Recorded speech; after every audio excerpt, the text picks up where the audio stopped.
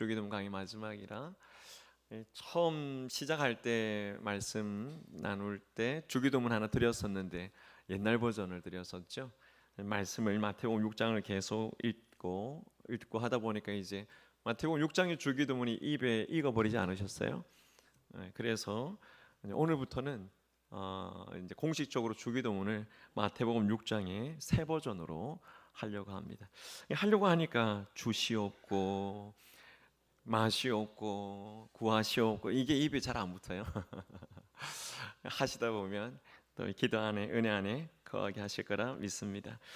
오늘 이 주기도문 강의 마지막 시간으로 우리가 13절에 우리를 시험에 들게 하지 마시옵고 이 구절 중심으로 오늘 말씀을 나누고자 합니다. 그래서 오늘 말씀은 이 말씀 안에 있는 시험, 이 시험에 대한 이야기를 하면서 하나님의 보호를 강구하는 기도인데 이 기도 안에 우리 하나씩 정리해 가시면서 이 기도가 어떤 기도인지 우리가 왜 이 기도를 해야 되는지 말씀 안에 정리되는 시간이 되시면 좋겠습니다.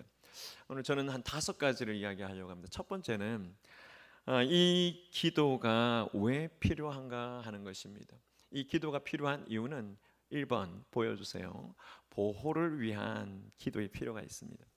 하나님께서 우리를 보호해 주시기 위해서 우리에게 이 기도를 하라고 말씀하시는 겁니다. 주기도문 다시 복습해 볼까요? 하나님과 관련된 기도 전반부에 하나님의 이름, 하나님의 나라, 또 하나님의 뜻을 위하여 기도하게 하셨고 후반부에는 일용할 양식, 죄 지은 것에 대해서 용서를 구하는 기도, 그리고 오늘 하는 기도가 하나님의 보호에 대한 기도입니다. 이렇게 6가지 주제인데 지난 주일에 나누었던 말씀이 우리가 우리에게 죄 지은 자를 사하여 준 것 같이 뭐라고 하셨죠? 우리 죄를 사하여 주시옵고 이 기도 다음에 죄 용서에 대한 기도를 강구한 다음에 오늘 기도는 우리를 시험에 들게 하지 마시옵고 이 기도를 하라고 하십니다. 그래서 왜 죄 용서에 대한 기도, 용서함 받은 자라고 한다면 이제 우리를 시험에 들게 하지 마시옵고 이 기도를 해야 되는가 하는 이유를 말씀하는 겁니다. 그 이유는 죄 사함을 받은 다음에 죄 용서를 받은 다음에 성도의 신앙의 삶이 가장 중요하기 때문에 그렇습니다. 여러분 우리가 죄를 자백하고 주님께서 내 죄를 사해 주시고 나를 용서해 주셔서 내가 죄 사함의 확신을 갖고 구원의 확신과 감격을 가지고 살아가는 거 얼마나 중요합니까? 그런데 그 구원의 감격과 함께 내 기도가 끝나버린다면 여기에는 위험함이 있습니다. 사단이 우리를 다시 묶어 버릴 수 있습니다. 사단이 우리의 발목을 다시 걸어 넘어뜨릴 수 있습니다. 여러분 이 세상은 지뢰밭과 같습니다.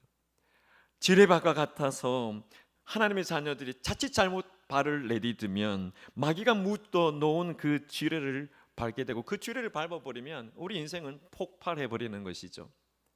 그래서 인간의 삶에 찾아오는 이 시험, 시시각각으로 시험은 찾아옵니다. 여러분 우리가 생명이 붙어 있다면 시험을 받지 않는 사람은 아무도 없습니다. 그러나 시험에 다 들진 않습니다. 시험에 다 들어서 다 죄 짓는 건 아닙니다.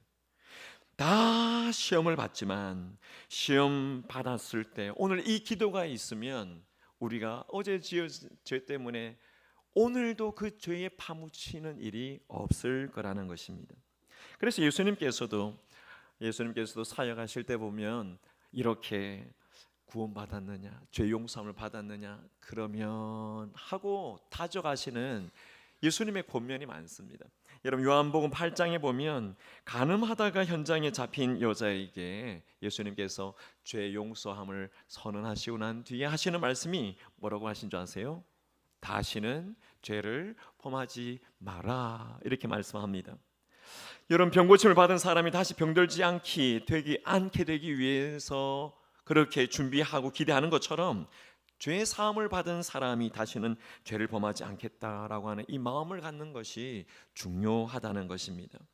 여러분 병고침을 받은 사람이 나는 절대 다시 재발하지 않을 거야, 나는 절대 병 다시 생기지 않을 거야 이렇게 생각하는 건 방심하는 거죠. 여러분, 이 불행을 초래하는 낙관이 될 수 있습니다. 늘 조심해야 됩니다. 언제 시험에 들지 몰라서 늘 깨어 있어야 된다는 거죠. 그래서 성경 말씀은 고린도전서 12장 10절에 이런 말씀합니다. 잘 아는 말씀이죠. 뭐라고 있어요? 선줄로 생각하는 자는 넘어질까 조심하라. 욥기 7장 1절에서도 이런 말씀합니다. 욥기 7장 1절에서도 이 땅에 사는 인생에게 힘든 노동이 있지 아니하겠느냐. 이 땅에 우리가 생명 붙이고 살고 있다면 누구나 다 세상이 가져다 주는 이 시험을 받게 돼 있다라고 하는 것입니다. 그러므로 죄사함 받은 성도들이 끊임없이 죄에 대해서 경각심을 가져야 되고 이 시험과 맞서 싸워내지 않으면 안 된다는 것이죠. 다시 죄를 범할 수 있는 모든 환경 속으로 우리의 영혼과 삶이 끌려가지 않도록 하기 위해서, 하나님이 보호하시는 그 보존함 속에 있도록 하기 위해서 주님께서는 오늘 우리를 시험에 들게 하지 마시옵고, 이 기도를 하라고 말씀하시는 겁니다. 그러면 여러분, 두 번째, 이 시험이라는 게 뭡니까? 시험은 두 가지 종류의 시험이 있습니다. 잘 아시는 내용일 거예요. 첫 번째 시험은 교육적인 의미에서의 시련입니다. 이 시련이라고 할 때는 이 시험이 성경에 나오는 어떤 문맥을 따라서는 해석될 때 우리를 향한 훈련 또는 나를 향한 평가 또는 이 과정들을 통해서 나를 더 성숙을 위하여 연단시키는 그런 과정, 이런 의미로 사용되는 것이죠. 여러분, 이 시험 테스트의 목적은 파괴하거나 우리를 완전히 무너뜨리는 것이 목적이 아닙니다. 그건 잘못된 것이죠. 오히려 이 테스트는 하나님이 우리를 평가하시면서 우리를 더 성숙하게 하고 더 한 단계 올라설 수 있는 믿음을 갖게 하는 것이 바로 이 교육적인 의미의 시험, 테스트입니다. 이 과정을 잘 지나고 나면 하나님이 놀라운 은혜와 복을 주십니다. 여러분, 야고보서 1장 2절 3절 말씀해 보면 그걸 말씀하고 있어요. 같이 한번 읽어보시겠어요? 내 형제들아, 너희가 여러 가지 시험을 당하거든 온전히 기쁘게 여기라. 이는 너희 믿음의 시련이 인내를 만들어내는 줄을 너희가 알미라 말씀합니다. 여러분, 이 말씀을 계속 보시면 우리에게 시련의 의미로 다가오는 이 시험이 있을 때 우리에게 주시는 것이 뭐냐면 인내입니다. 이 인내를 우리에게 만들어 주시면서 더 온전하게 시험을 통해서 또 한 번 인내하게 하고, 시험을 통해서 또 한 번 연단되게 하고, 시험을 통해서 또 한 번 인내할 때 하나님께서는 우리에게 필요한 온전함을 계속 쌓아가시는 것입니다. 여러분, 그래서 우리에게 주시는 이 교육적인 의미의 시험, 이 테스트는 슬퍼할 게 아니고 두려워할 게 아니고 뭐 해라고 했죠? 온전히 기뻐하라고 말씀을 하시는 겁니다. 어떤 성도님들은 아니 목사님, 아무리 그래도 나를 위한 연단이라고 하더라도 그 시험이 얼마나 힘든 시련입니까? 어떻게 그런 시련을 만나서 기뻐할 수 있습니까? 이렇게 반문할 분들도 많으실 거예요. 나도 겪어보니까 그거 쉽지 않았던데요 하면서 말이에요. 여러분, 주님께서 사도 바울을 통해서 하신 말씀이 있어요. 사도 바울을 통해서 하신 말씀 고린도서 10장 13절을 한번 보세요. 감당할 시험 밖에는 너희에게 당한 것이 있다 했습니까? 없다 했습니까? 없다. 감당할 시험만 주신다는 겁니다. 왜냐하면 하나님은 얼마나 신실한 분이신가, 하나님 이쁘신 분이시기 때문에 그렇다는 거죠. 너희가 감당하지 못할 시험 당함을 허락한다고 했습니까? 아니라고 했습니다.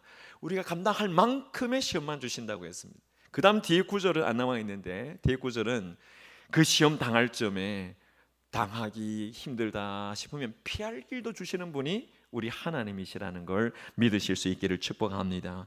여러분, 하나님께서는 나에게 가장 적합한 시험을 주실 것이기 때문에 내가 그 시험을 피하지 않고 직면해서 하나님 말씀 안에서 기도로 극복해 나가면 내 신앙이, 내 믿음이 한 단계 더 성숙해지고 더 올라간다는 사실을 믿으시길 바랍니다.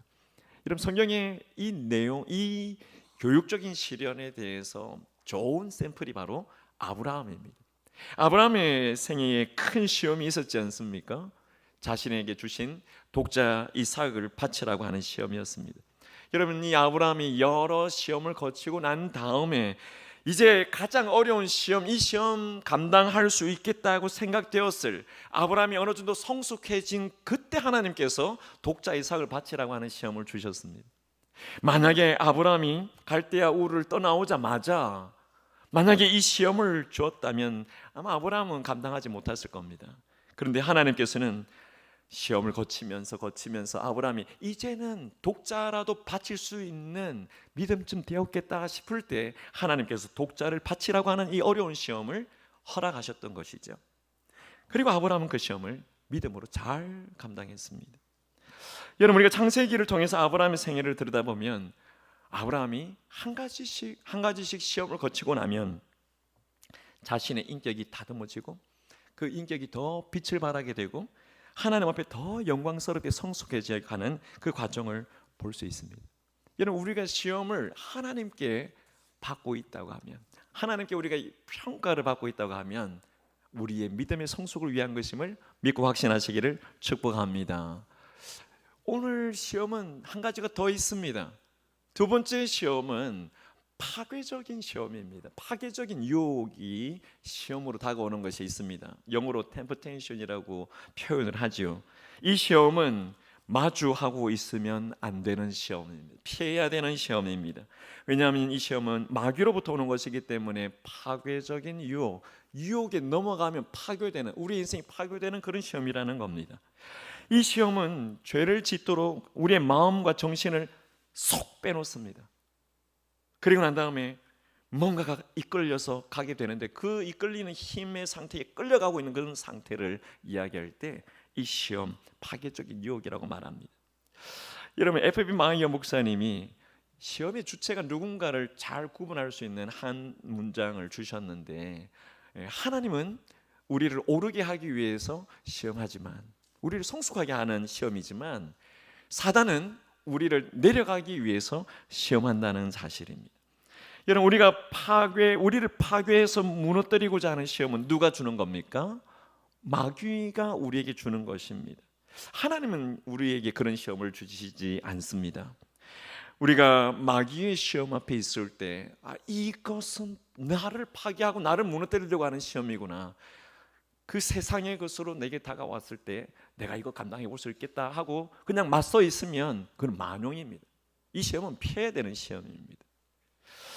우리를 시험에 들게 하지 마시옵고 이 기도를 가르쳐 주셨을 때, 이때 시험에 들게 하지 마시옵고 할 때 시험은 여러분 첫 번째 시험이겠어요? 두 번째 시험이겠어요? 두 번째 시험입니다. 두 번째 이 파괴적인 유혹으로부터 우리를 해방시키시고 이 유혹으로부터 우리를 보호해 달라고 하는 기도가 바로 오늘 이 기도입니다. 여러분, 이 유혹이 초래할 수 있는 그 큰 파괴, 내 인생의 추락, 내 인생의 범죄로 말미암은 타락, 어두운 상황 속에 깊은 구렁에 빠져들 수 있기 때문에 우리 하나님 아버지에게 나를 지켜주십시오, 이 기도를 반드시 하라고 말씀하는 겁니다. 여러분, 야고보서 1장 13절 말씀에는 이런 말씀이 있습니다. 같이 한번 읽어보시기 바랍니다. 사람이 시험을 받을 때에 내가 하나님께 시험을 받는다 하지 말지니 하나님은 악에게 시험을 받지도 아니하시고 친히 아무도 시험하지 아니하시느니라. 여러분, 하나님은 우리에게 이런 파괴적인 시험, 우리를 넘어뜨리는 시험 하시는 분입니까? 아니하시는 분이십니까? 아니하시는 분입니다. 여러분, 그러니까 하나님께 내가 시험 받는다, 내가 하나님께 시험 받는다 할 때 이 시험은 우리를 성숙시키는 시험이 아니라 우리를 넘어뜨리는 마귀가 가져다 주는 시험인데, 그 시험 받을 때 하나님이 탓하지 말라는 겁니다.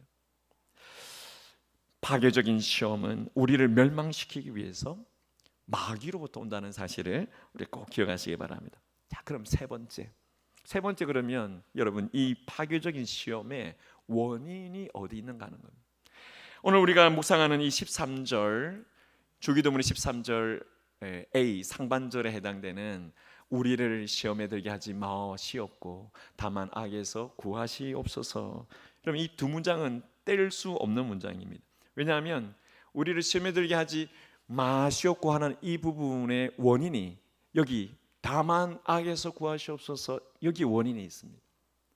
그 원인이 뭡니까? 이 시험의 원인은 바로 악입니다. 악. 이 시험의 원인은 악입니다. 그래서 이 악으로부터 이길 수 있도록 승리의 삶을 우리에게 주십시오 하는 기도가 바로 이 기도입니다. 여러분, 여기 악이라고 하는 이 단어는 투포네루라고 하는 헬라어를 쓰고 있는데, 이 단어는 두 가지 의미가 있습니다. 남성 명사로 사용되면 이거는 사탄입니다. 그러니까 다만 악에서 구하시옵소서, 남성 명사다 그러면 다만 마귀로부터 구하시옵소서, 이런 뜻이고, 이게 중성 명사가 될 수 있습니다. 중성 명사가 되면 악한 일, 악한 것, 악한 어떤 행위, 범죄를 말합니다.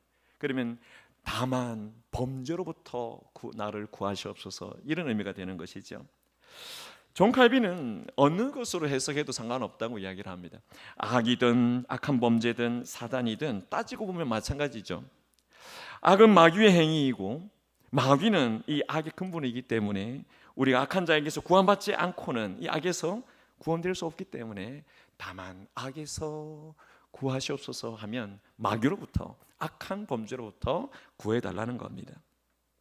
사랑하는 여러분, 오늘 이 말씀을 들으실 때 오늘 시험에 대한 이야기를 하니까 평소에 잘 안 듣던 말씀일 텐데, 여러분, 이 마귀, 이 사단에 대해서 얼마나 경계심을 갖고 있습니까? 일상을 사시면서 내가 마귀의 유혹으로부터 나를 잘 보초서야 되겠다, 나를 잘 경계해야 되겠다, 그런 마음을 늘 갖고 살고 계십니까? 아니면 전혀 그런 마음 없이 살아가고 계십니까?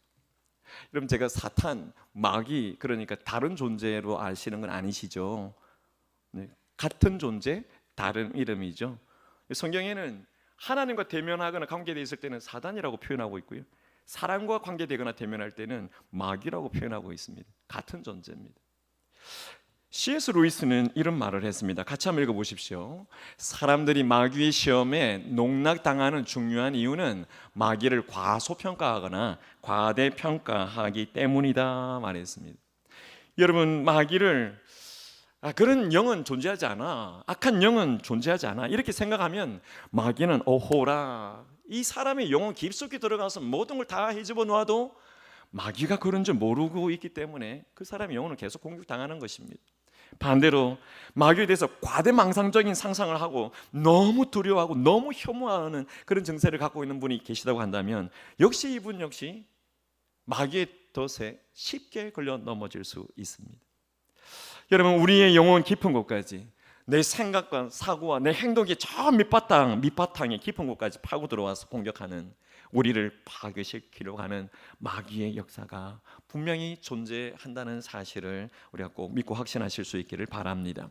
성경은 계속해서 이 마귀가 얼마나 파괴적인 유혹으로 우리를 무너뜨리려고 하는 존재인지를 말씀하고 계십니다. 우리 잘 아는 말씀 하나 보십시오. 베드로전서 5장 8절에 보면 마귀를 뭐라고 불렀습니까? 대적 마귀라고 표현하고 있지 않습니까? 여러분, 우리의 대적, 우리가 싸워야 할 적은 마귀라는 거죠. 근데 우리는 누구하고 잘 싸우죠? 사람들과 잘 싸웁니다. 여러분, 사람들과 잘 싸우는 그 순간의 모든 우리의 대적은 마귀입니다. 우리를 흥분하게 하고 우리를 경계하게, 우리가 경계해야 될 그런 대상이 마귀인데 사람으로 잘못 착각하고 사람과 싸우는 이들이 있잖아요. 여러분, 마귀가 그 속에서 거짓을 행하고 우리를 유혹하면서 서로 싸워 갈등하며 파괴하게 만드는 겁니다. 여러분, 우리의 영혼과 우리의 교회를 파괴하려고 하는, 우리를 그렇게 죄악으로 몰아넣으려고 하는 존재가 마귀라고 하는 사실을 우리가 꼭 기억하셔야 됩니다. 고린도후서 2장 11절에도 이런 말씀합니다. 사단에게 속지 않게 하려 합니다. 요한계시록 2장 24절에도 이런 말씀합니다. 사단의 깊은 것을 너희가 알지 못한다. 왜냐하면 사단은 거짓의 아비로서 계속 우리를 속이기 때문에 대부분의 사람들은 이 마귀가 어떻게 우리를 속이고 있는지 잘 간파하지를 못합니다. 그래서 자기를 파괴하고 범죄 속에 그냥 끌려 들어가 버리고 그렇게 마귀의 기력을 간파하지 못하면서 무너져 가게 된다는 것이죠. 사랑하는 여러분, 그렇다면 네 번째, 마귀가 우리를 그렇게 끌고 갈 때 어떤 무기를 사용하는가, 이 사단이 갖고 있는 전략적인 무기가 뭔가 살펴볼 수 있습니다. 요한일서 2장 15절, 16절, 17절 말씀에 보면 여러분, 여기에 마귀가 사용하는 세 가지 무기가 있어요. 16절에 보니까 이것들은 아버지께로부터 온 것이 아니고 세상으로부터 왔다고 했습니다. 마귀로부터 왔다는 겁니다. 이 세 가지가 뭡니까? 육신의 정욕, 안목의 정욕, 이생의 자랑입니다. 육신의 정욕, 안목의 정욕, 이생의 자랑, 이러한 것들이 마귀로부터 와서 우리를 공격하는 무기라는 것이죠. 여러분, 세상과 정욕은 다 지나가지만 이걸 막아내고 이걸 참아내고 견뎌내는 자는, 하나님의 뜻을 행하는 자는 영원히 거한다고 말씀하시죠. 여러분, 이 육신의 정욕, 안목의 정욕, 이생의 자랑은 창세기 때부터 시작된 겁니다. 여러분, 창세기에 이 사단이 뱀의 모양으로 아담과 하와에게 나타나서 그들을 유혹할 때 창세기 3장 6절을 보십시오. 이렇게 기록하고 있잖아요.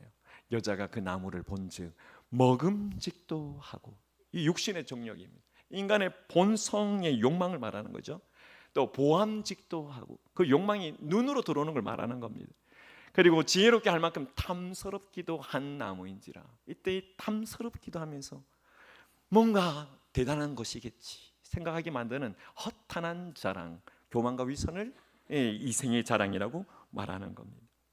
여러분, 첫사람 아담 때는 정말 불행하게도 이 유혹에 실패하고 넘어지고 말았지만, 정말 감사한 것은 둘째 사람, 둘째 아담인 예수 그리스도 때는 예수님께 똑같이 찾아와서 똑같은 방법으로 유혹을 하고 이 파괴적인 시험을 예수님께 했지만 예수님이 넘어지지 않으셨습니다. 여러분, 마태복음 4장으로 넘어가서 보면 마태복음 4장에 예수님이 시험 받으시잖아요. 금식하고 난 뒤에 마귀가 와서 제일 먼저 첫 번째 시험 뭐라고 합니까? 이 돌들로 떡덩이가 되게 하라, 떡을 만들어서 먹으라는 거죠. 40일 굶주리고 있는 그 완전한 인간의 몸의 육체의 고통을 가지고 있는 걸 알고 그렇게 이야기한 겁니다. 예수님이 얼마나 힘들었을까요? 저는 안 힘들었을 것 같아요. 왜냐하면 제가 아무리 돌이 떡이 되라고 하도 돌이 떡이 안 될 거니까. 근데 예수님은 돌이 떡이 되라고 말씀만 하셔도 돌이 떡이 되게 할 수 있는 능력을 가진 분이잖아요. 그 예수님이 돌이 떡이 되지 않도록 하면서 이 시험을 견뎌내는 것, 지금 이 마귀의 공격은 육신의 정욕을 사용한 겁니다. 여러분, 사단이 두 번째 시험을 합니다. 사단이 높은 곳에 성전 꼭대기로 예수님을 데리고 가서 당신은 하나님의 아들이니까 여기서 뛰어내리시라. 그러면 천사들이 다 받아줄 것이다. 이렇게 유혹을 합니다. 여러분, 이 유혹의 공격은 뭡니까? 다 받아줄 것이다. 당신이 그만큼 대단한 존재 아니냐? 이생의 자랑을 가지고 유혹하는 겁니다. 세 번째 시험은 천하만국의 영광을 다 보여주면서 사단이 이야기합니다. 내게 엎드려 경배하면 이 모든 것을 주겠다. 이 영광을 봐라. 내게 엎드리기만 하면 주겠다는 거죠. 안목의 정욕입니다. 여러분, 창세기 때에도 있었던 시험, 예수님 때에도 있었는데 예수님은 어떻게 이기셨어요? 말씀으로 다 물리치셨습니다. 여러분, 이 시험이 오늘날 우리에게 그대로 동일한 무기로, 동일한 방식으로 우리에게 찾아옵니다. 여러분, 어떻게 보면 아담과 하와 때는 좀 어설프게 마귀가 다가갔다면 수천 년이 지나오면서 사람들을 그렇게 시험하고 수많은 사람들을 파괴해가면서 마귀의 전략이 더 고차원적이 되어버렸습니다. 이 시대에 있는 많은 것들을 이용해서 우리를 유혹하고 있기 때문입니다. 더더욱이 이 마귀는 두루 다니며 삼킬 자를 찾는데요, 삼킬 자를 찾을 때 마귀가 우리의 약점을 보고 찾습니다. 우리 약점을 너무나 잘 알기 때문에 약점을 가지고 우리를 넘어뜨리려고 하는 마귀의 역사를 자꾸 행한다는 거죠. 여러분의 약점은 뭡니까? 유다는 돈을 너무 사랑했던 약점이 있습니다. 여러분, 삼손은 여자를 너무 사랑하는 정욕의 약점이 있습니다. 여러분, 롯도 역시 물질을 사랑하는 약점이 있습니다. 베드로 같은 사람은 큰 소리 지르는 기질적인 약점이 있습니다. 여러분, 우리에게 있는 약점이 있다면 그 약점은 마귀가 우리를 공격할 수 있는 틈입니다. 내 약점은 뭘까? 한번 생각해 보십시오. 아마 가정생활에서, 직장생활에서, 모든 사람들의 관계 속에서 이미 드러나 있을 겁니다. 우리의 약점을 통해서 마귀가 찾아온다는 이 사실을 우리가 잊으면 안 됩니다. 그래서 오늘 주님께서 우리에게 기도하라 하시는 이 주기도문에 우리를 시험에 들게 하지 마시옵고 다만 악에서 구하시옵소서 하는 이 간구에는 하나님, 제 약점이 이건데요, 하나님 제 약점을 보호해 주셔서 하나님의 보호의 그 은혜가 계속 되기를 원합니다 하는 이 기도가 여기에 담겨져 있습니다. 이 기도를 할 때 악에게 넘어지지 않고 보호받을 수 있다는 사실 우리가 믿고 확신하시기를 축복합니다. 마지막 5번째, 그렇다면 여러분 어떻게 이 파괴적인 시험, 이 시험을 이길 수 있겠는가 하는 겁니다. 저는 오늘 원론적인 이야기만 합니다만 오늘 이 말씀을 잘 마음에 담으시길 바랍니다. 여러분 이 세상은 먼저 정말 시험 지뢰밭이라고 하는 사실을 우리가 꼭 기억하시길 바랍니다. 지금 이 세상을 공격하는 많은 가치관의 공격들이 있습니다. 많은 종교, 타 종교의 공격들이 있습니다. 우리의 자녀들이 살아가는 삶의 문화 안에 많은 문화적 공격들이 있습니다. 다 성경과 배치되는 것들이죠. 다 우리를 향한 공격들입니다. 이 세상이 파괴적인 시험으로 가득 차 있습니다. 지뢰밭과 같습니다. 대부분의 사람들은 바울이 갈라디아 교회에게 언급했던 육체의 일이라는 것에 대해서 대부분의 사람들은 별로 대수롭지 않게 생각합니다. 그러나 그리스도인들은 이걸 대수롭게 생각해야 됩니다. 육체의 일이 뭡니까? 음행과 더러운 것과 호색과 우상 숭배와 주술과 원수 맺는 것과 분쟁과 시기와 분냄과 당짓는 것과 분열과 이단과 투기와 술 취함과 방탕함. 세상 사람들은 이건 그냥 대수롭지 않게 생각합니다. 그래서 이 육체의 일을 그냥 맹목적으로 세상이 하자면, 사람들이 하자고 하면 그냥 따라가 버리고 맙니다. 이 시험에 그냥 추종해버리고 맙니다. 그래서 초래하게 되는 삶의 여러 가지 문제들은 당연한 것이라고 생각을 하는 것이 세상 가치관입니다. 그러나 여러분, 이 모든 것들을 분별하지 못하면 이 세상이 시험 지뢰밭이기 때문에 파괴적인 이 시험 지뢰밭에서 그냥 폭발할 수밖에 없습니다. 우리가 먼저 기억하실 것은, 내가 살아가고 있는 이 세상은 우리 하나님께서 우리에게 만들어주신 세상이지만 다시 주님이 재림하시기 전까지는 공중권세 자본자가 주도하고 있는 세상이어서 이 세상에는 시험의 지뢰밭이다 하는 사실을 늘 기억하고 계셔야 됩니다.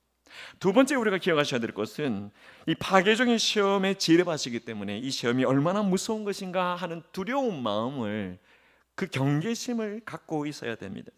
여러분, 마귀는 얼마나 지혜로운 놈인지 모릅니다. 여러분, 마귀는 적어도 우리 자신보다 더 지혜롭고 더 똑똑합니다. 여러분, 이 마귀를 과소평가해서는 절대 안 됩니다. 주님께서 우리를 위해서 기도하신 이유가 여기 있습니다. 우리가 마귀보다 힘이 있고 더 능력이 있으면 주님이 왜 우리를 위해서 중보기도 하셨겠어요? 여러분, 수천 년 전에 주님이 겟세마네 동산에서 기도하셨던 요한복음 17장의 기도를 한번 보십시오. 15절에 보니까 이렇게 기도합니다. 내가 비옵는 것은 그들을 세상에서 데려가시기를 위함이 아니요 다만 악에 빠지지 않게 보존하시기를 위함이니이다. 제자들을 위한 기도입니다. 오고 오는 시대의 수많은 제자들, 우리들을 위한 기도였습니다. 우리를 위해서 기도하지 않으면 안 될 이 마귀의 시험이 얼마나 두려운 것인가에 대해서 주님은 경계심을 갖고 계셨기 때문에 이 기도를 하셨던 것이죠. 여러분, 오늘 우리가 내딛는 발 한 걸음, 우리가 선택하는 그 기회 하나, 우리가 어떤 상황에 들어가게 되는 그 상황, 우리가 누군가를 만났을 때 그 만남, 여러분, 그 속에 마귀의 유혹이 늘 도사리고 있다는 사실을 꼭 기억하실 수 있기를 예수님의 이름으로 축복합니다. 세 번째, 그러면 깨어 있어야 됩니다. 깨어 기도해야 됩니다. 주님께서 이렇게 말씀하시죠. 시험에 들지 않게 깨어 기도하라. 시험에 들지 않게 늘 깨어 기도하라고 했습니다. 예수님께서 광야에서 마귀에게 시험 받으실 때 승리하셨던 것, 그러나 여러분, 첫사람 아담이 마귀에게 시험을 받으면서 실패했던 것, 여러분, 이 둘 사이에 차이가 있다면 뭐가 있을까요? 시험을 당한 부분에 차이가 있죠. 이 둘 사이에 차이가 있다고 그러면, 창세기에는 이들이 시험을 만났을 때 주님 앞에, 하나님 앞에 엎드리면서 기도했다는 말이 없어요. 근데 마태복음 4장에는 주님께서 금식하며 기도하시고, 사역을 위해서 기도하시고, 수시로 기도하시고, 새벽 미명에 기도하시고, 기도하면서 이 시험을 극복해냈다는 겁니다. 여러분, 마귀가 뱀으로 아담에게 찾아왔을 때 기도가 없었던 그 상황이 만약에 우리의 상황이 되어버린다고 하면, 우리도 아담과 똑같이 그 시험에 넘어질 수밖에 없습니다. 여러분, 오늘 우리가 예수님께서 예수님께서 이 기도, 우리를 시험에 들게 하지 마시옵고 하는 이 기도, 예수님은 이 기도가 필요 없는 분이심에도 불구하고 예수님은 기도하신 분이시잖아요.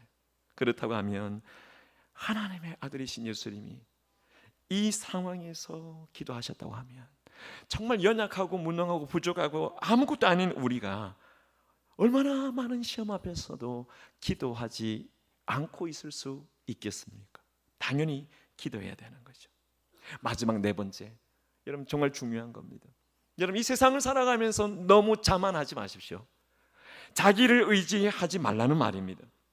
우리가 얼마나 연약한 존재인지 주님 앞에 나와서 그냥 엎드려야 됩니다. 내가 하면 된다고, 내가 하면 이거 된다고, 나는 이거 견뎌낼 수 있다고, 나는 이거 해낼 수 있다고. 여러분 그렇게 결단하고 숲으로 돌아간 일들이 얼마나 많습니까? 성령이 우리를 다스려 주시지 않으면, 성령의 통치를 받지 않으면 안 됩니다.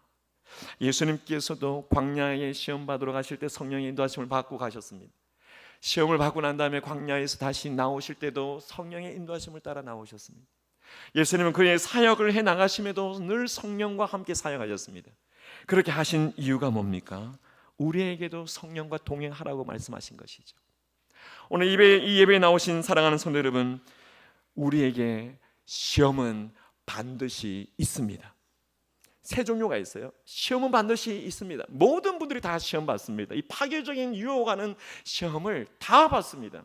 어떤 분들은 관계 속에서, 어떤 분은 이성에서, 어떤 분은 돈에 의해서, 어떤 분들은 사기 때문에 여러 가지 시험을 받는데 시험에 들지 않는 사람이 있습니다. 시험에 드는 사람이 있고 들지 않는 사람이 있습니다. 시험에 들지 않는다는 것은 깊은 곤란한 골짜기에 빠지지 않는 사람이라는 거죠. 세 번째는 시험 받는데, 시험에 들었는데 죄를 범하는 사람이 또 있습니다. 시험에 빠져서 죄까지 범하면 어떻게 되겠습니까? 오늘 이 말씀을 우리가 묵상하고 이 말씀 앞에 섰을 때, 이 세상은 시험 지뢰밭이구나, 깨어있지 않으면 안 되는구나, 기도해야 되는 거구나, 나 자신을 의지하지 말고 철저히 성령을 의지해야 되겠구나, 이 마음으로 오늘 주님께서 우리를 시험에 들게 하지 마시옵고 다만 악에서 구하시옵소서 하는 이 기도를 하나님 앞에 메어달리면서 나를 보호해 주시는 기도로 우리 하나님 앞에 올려드릴 수 있는 우리 모든 성도님들이 되시기를 예수님의 이름으로 축복합니다. 우리 가슴에 손을 얹고 기도하십시다. 하나님, 우리는 너무나 연약하고 부족한 자입니다. 우리를 시험에 들게 하지 마시옵고 다만 악에서 구하시옵소서. 우리를 보호해 주셔서 이 악하고 험한 세상 가운데 하나님의 영광을 위하여 우리 개인과 우리 가정과 교회가 귀하게 쓰임받도록 인도하여 주옵소서. 예수님의 이름으로 기도하옵나이다. 아멘.